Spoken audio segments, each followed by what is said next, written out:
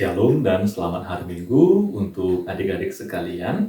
Sebelum kita mendengarkan firman Tuhan, dilipat tangannya, ditutup matanya, kita berdoa.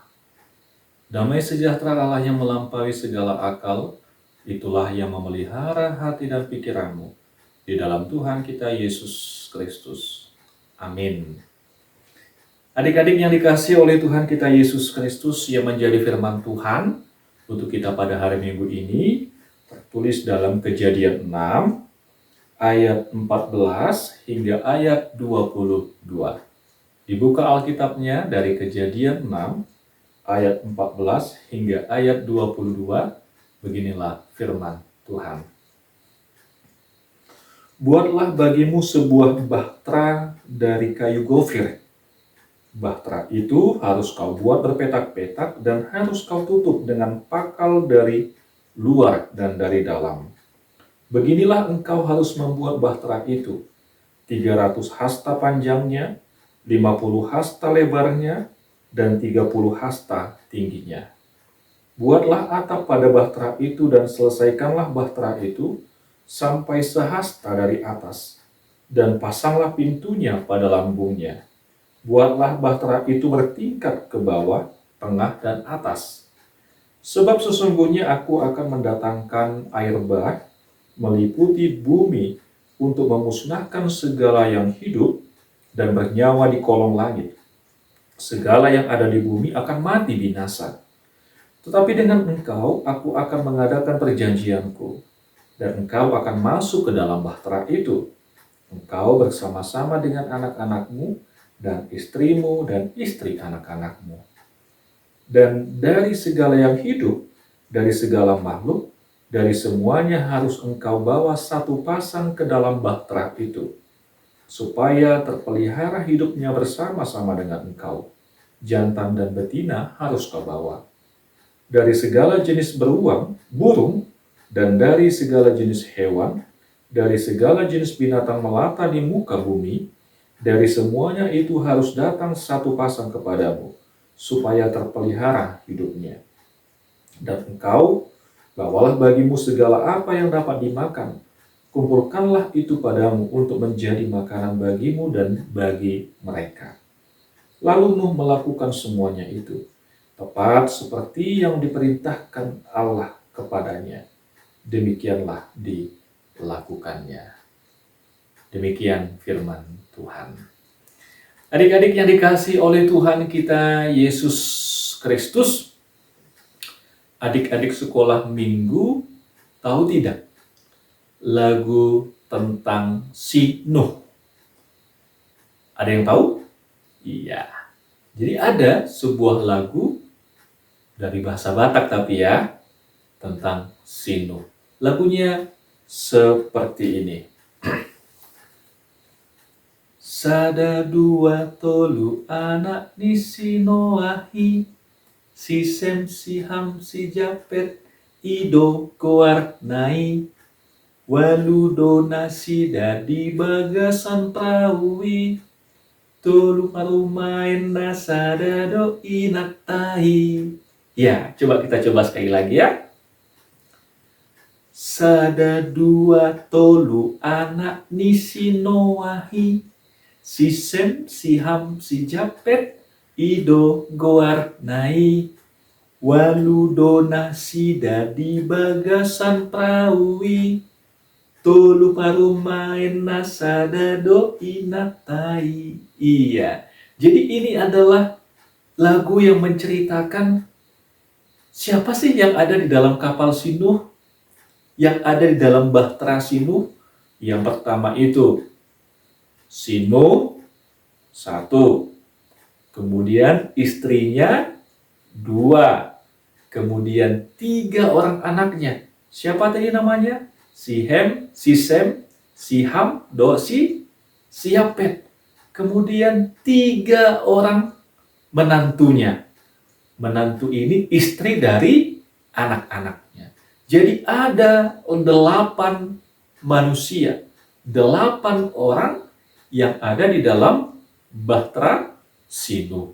Selain dari binatang-binatang atau hewan-hewan yang diperintahkan oleh Tuhan supaya juga ikut masuk ke dalam bahtera tersebut. Tujuannya untuk apa?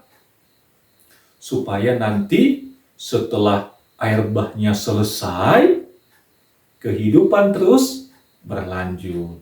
Di bumi ini ada manusia, ada juga binatang, ada hewan yang menjadi makanan manusia, dan begitulah selanjutnya. Adik-adik yang dikasihi oleh Tuhan kita Yesus Kristus, coba bayangkan, kalau di zaman si Nuh dulu, apakah sudah ada eskavator? Tahu kan eskavator? Eskavator itu yang biasanya mengangkat, ya, memindahkan tanah, memindahkan batu, mengangkat pasir, dan lain sebagainya. Ada tidak? Belum ada. Apakah pada waktu zaman Nuh itu sudah ada mobil truk yang besar, yang membawa batu, yang membawa semen? Sudah ada belum? Belum ada. Kalau di zaman Nuh itu sudah ada sinso atau belum? Tahu nggak sinso? Sinso itu untuk memotong pohon yang sangat besar.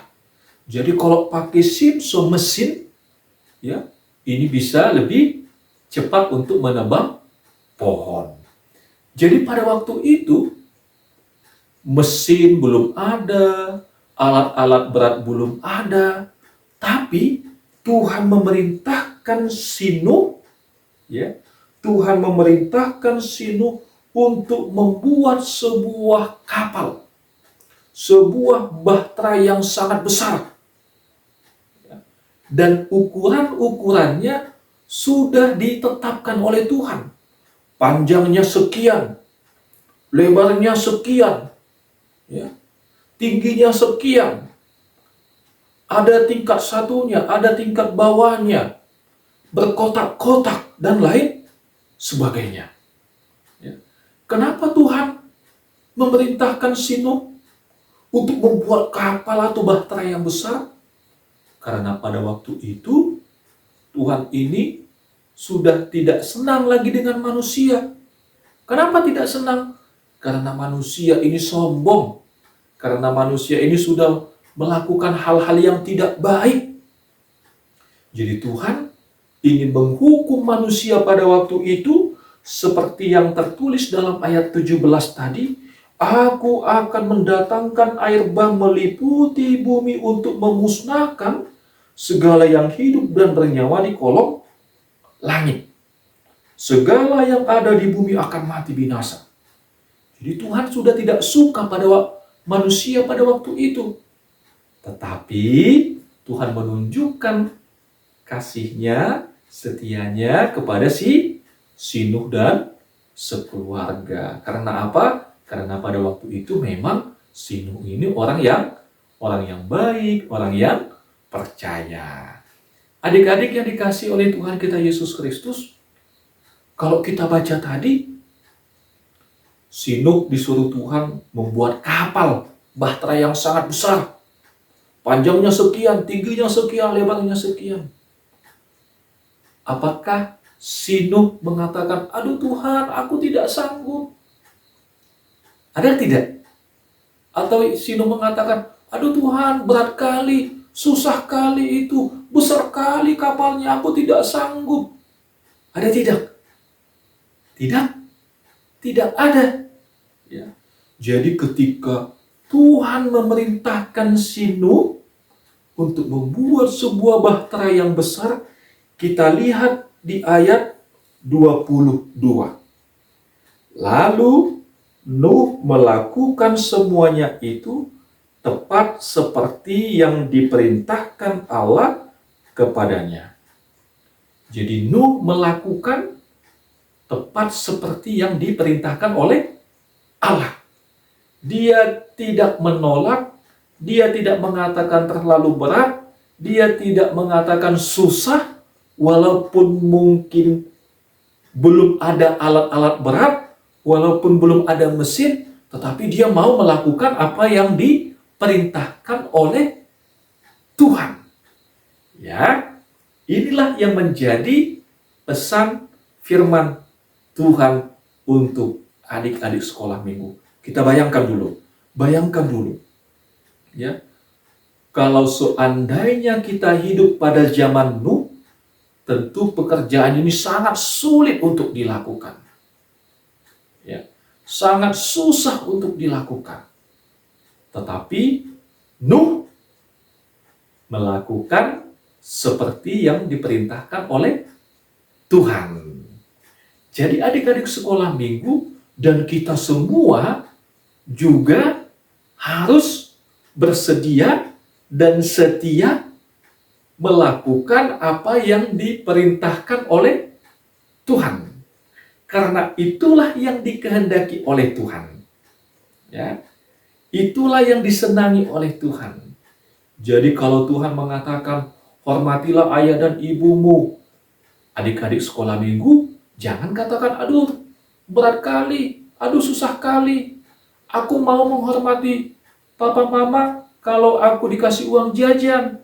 Aku mau menghormati, mengasihi papa mama kalau dibelikan handphone. Aku mau menghormati dan mengasihi papa mama kalau aku diajak jalan-jalan, kalau aku diajak ke mall dan lain sebagainya. Tidak boleh ya. Kalau Tuhan memerintahkan kepada kita, hormatilah ayah dan ibumu, kita harus mau menghormati dan mengasihinya. Tidak boleh berbohong, kita harus bisa untuk berkata dengan jujur. Jangan mencuri, jangan memiliki sesamamu, jangan memiliki barang-barangnya dan lain sebagainya. Ini juga adalah perintah Tuhan. Jadi apapun yang disampaikan oleh Tuhan kepada kita, kepada adik-adik sekolah minggu melalui firman Tuhan, melalui khotbah dari guru sekolah minggunya, melalui pendetanya, melalui situanya, melalui Bible Pro-nya, diakonesnya, guru gurianya, adik-adik harus mengatakan, siap, laksanakan. Saya akan melakukan yang disampaikan oleh Tuhan. Inilah yang disenangi oleh Tuhan. Yang disenangi oleh Tuhan itu pasti dibenci oleh iblis. Yang disukai oleh Tuhan itu pasti tidak disukai oleh iblis. Ya. Jadi kita harus mau bersedia, berusaha, setia melakukan apa yang diperintahkan oleh Tuhan. Karena ketika kita berusaha, kita setia melakukan apa yang diperintahkan oleh Tuhan, apa yang difirmankannya, Tuhan melalui Roh Kudus-Nya akan menguatkan kita, akan menyertai kita, akan mengajari kita supaya kita bisa melakukan apa yang dikehendaki oleh Tuhan. Jadi anak-anak sekolah minggu ini anak-anak Tuhan tidak? Anak-anak Tuhan. Jadi kalau kita anak-anak Tuhan, kita harus mau bersedia dan setia melakukan apa yang dikehendaki oleh Tuhan di dalam kehidupan kita semua. Amin. Tuhan memberkati.